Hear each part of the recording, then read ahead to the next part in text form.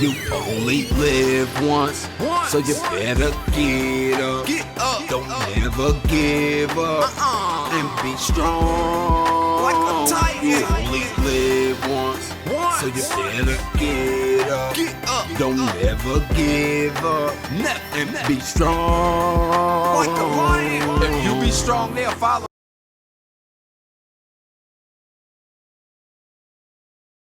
Marc Lamont Hill was famously fired from CNN for saying this at a United Nations function. Local action and international action that will give us what justice requires. And that is a free Palestine from the river to the sea.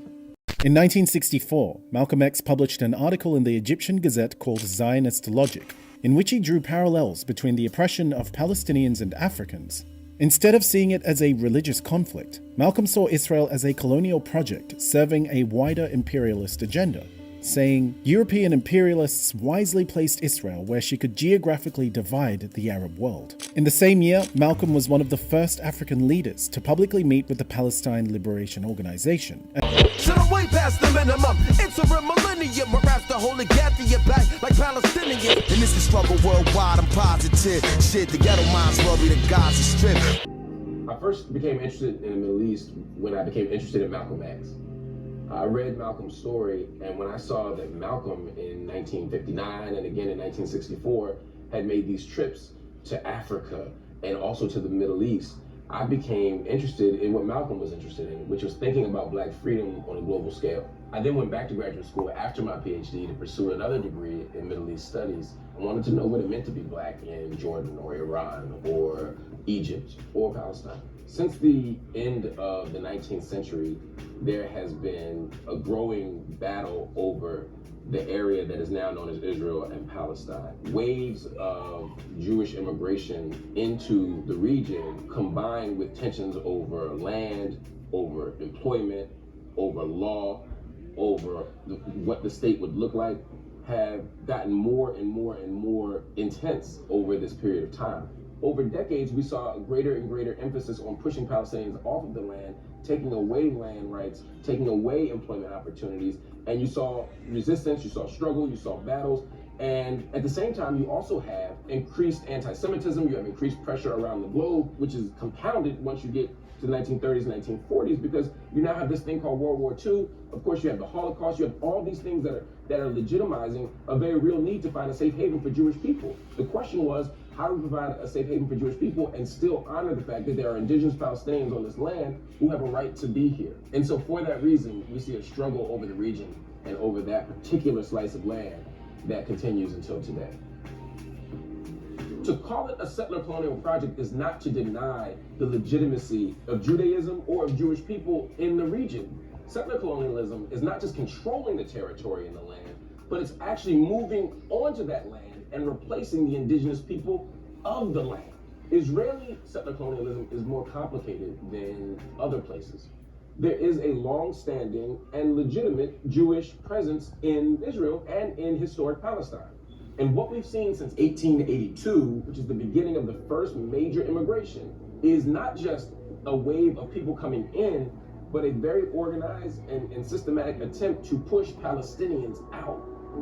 I don't like to make apples to apples comparisons between what Palestinians are going through and what Black people are going through. I don't want people to feel like the struggles have to be the same to be worth the investment in them.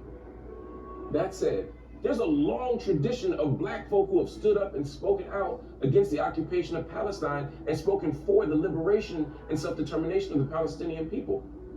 Huey P. Newton and the Black Panthers believed in the struggle of the Palestinian people and showed solidarity. So you got from Malcolm, SNCC, the Panthers, Angela Davis, June Jordan. A Black person standing with Palestine ain't new. The eyes magic, showtime, like proof, don't never give up.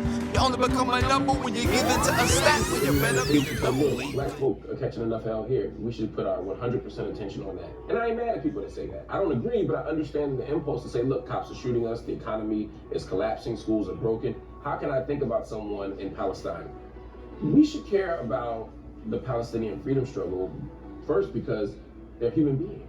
And as African people, we don't have the luxury of choosing who we're going to be allied with. We have to side with all principled, humanistic freedom struggles. I don't care where they are. We can't get free unless everybody's free. That's not just some lefty cliche. That's a fact. The networks of power, the structures of power that oppress people in one country are connected to the structures that oppress people in this country. So for black folk to get free, everybody needs to be free. We have an opportunity to not just offer solidarity in words, but to commit to political action, grassroots action, local action, and international action that will give us what justice requires. And that is a free Palestine from the river to the sea. When I said free Palestine from the river to the sea, I was making a call for justice for Palestinian people who live inside the state of Israel, for those Palestinian people who are in the West Bank, and for those who are in Gaza. There are different forms of oppression and violence and occupation happening in each of those areas. And I was saying, I don't want to just talk about one of those areas, I want to talk about all those areas. And my ultimate vision is a single democratic state, one person, one vote, secular, for everybody. No Jew should be pushed out. No Jew should be harmed. No Palestinian should be pushed out. No Palestinian should be harmed. For me, this is the vision. That means that the land should be free from the river to the sea. That was the argument. Some people said, oh, but Hamas says from the river to the sea. And if Hamas says it, then you must be supporting Hamas and you must be supporting a project of eliminating Jews from the area. Let me be very clear. At no point was I calling for harm to Jewish people, violence against Jewish people, for pushing Jewish people out of the land. None of that is what I'm calling for. None of that is what I believe in. We must fight for and protect Jewish brothers and sisters at all costs. Jews have a right to self-determination, to freedom, to justice, to safety, to protection, to dignity. They do, but so do Palestinians. I'm calling for Palestinian self-determination and freedom. I'm calling for the liberation of Palestinian people. And if Israel were occupied, I'd be calling for the same thing. If Jews were under attack in Israel the way Palestinians are, I'd be calling for that. The same way I do for Jews who are under attack all around the world. Closer to the soldiers, because if you're staying close to the soldiers, they won't tear gas you because then they get tear gassed. Yeah. You know, wrap this shirt around your eyes as a kind of makeshift gas mask. And they had been protesting in the West Bank against what was happening in Gaza. Minutes ride. Yeah, this for the future, for the future. This for that somebody, that's somebody. You only live once, so you better get up. Don't never give up, and be strong. Like a titan.